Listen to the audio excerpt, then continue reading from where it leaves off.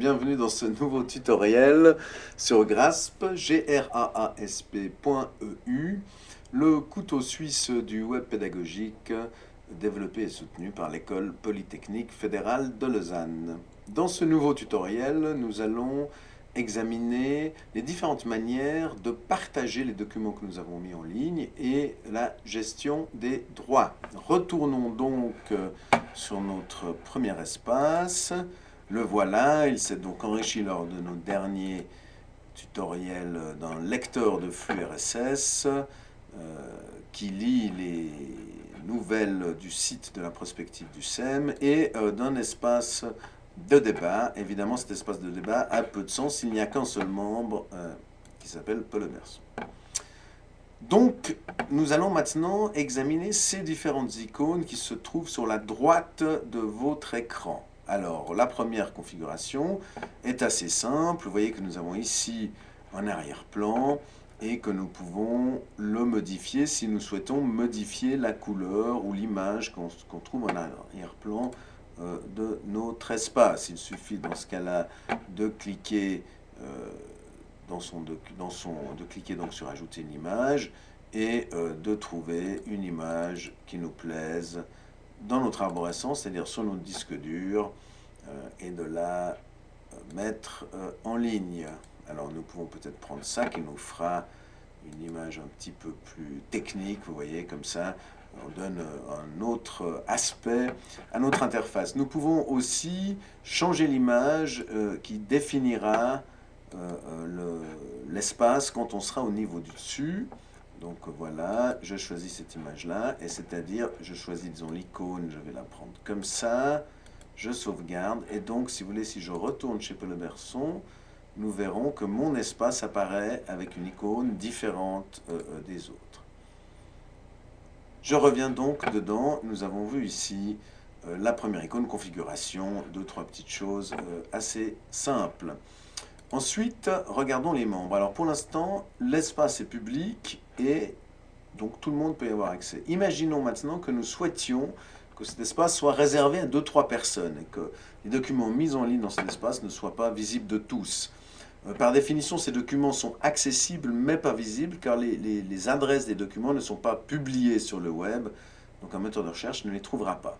Mais nous sommes ici publics, il nous suffit de cliquer sur la flèche et nous devenons privés. D'accord, nous sommes sûrs. Et maintenant, seuls les membres peuvent voir cet espace. Nous pouvons donc ajouter des membres. Par exemple, Fanny. La voilà. Nous allons également ajouter Alessandro. Alors oui, je tape le nom et voilà Alessandro. Et j'ai donc ici ajouté 2 membres.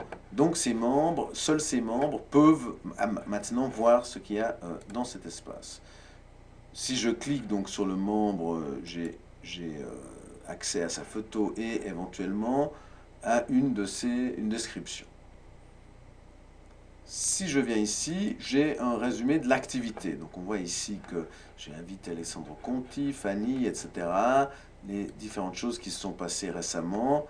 À ce stade, je suis la seule personne active. On voit aussi ici que Alessandro est propriétaire, observateur. Donc l'observateur peut juste venir voir.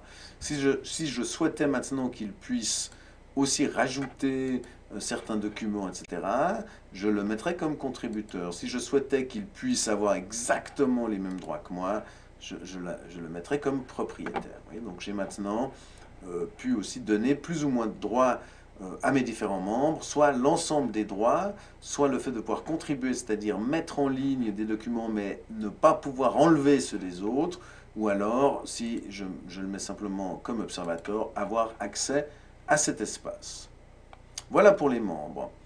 L'activité, nous l'avons déjà vue. Ici, nous avons quelques suggestions, donc voilà, des conseils climat, etc. C'est un peu lié aux documents les plus populaires ou les plus récents.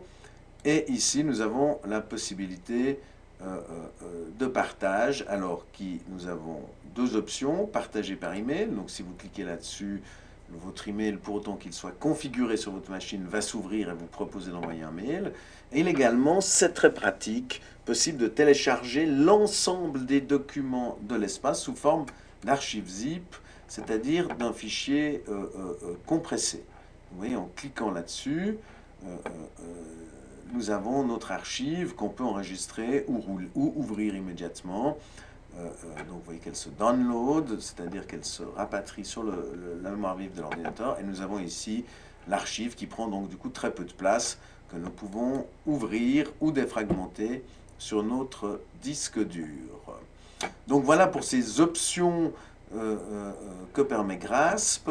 Donc en résumé, la configuration qui nous permet de changer l'espace derrière, l'arrière-fond ou l'image du site. Les membres, ça c'est fondamental, et le fait de pouvoir passer de public à privé, et avec la gradation dans les membres qui sont propriétaires, contributeurs ou simplement observateurs. Si l'on veut voir un peu qui était actif dans les derniers temps, nous avons ici l'activité, quelques suggestions, et ici cette option pour télécharger notre fichier en archive zip ou cette option pour publier notre URL, notre fichier. Nous pouvons aussi copier l'URL, comme nous l'avons déjà fait souvent, et la coller dans notre mail si nous souhaitons partager ce contenu. Voilà, merci pour votre attention.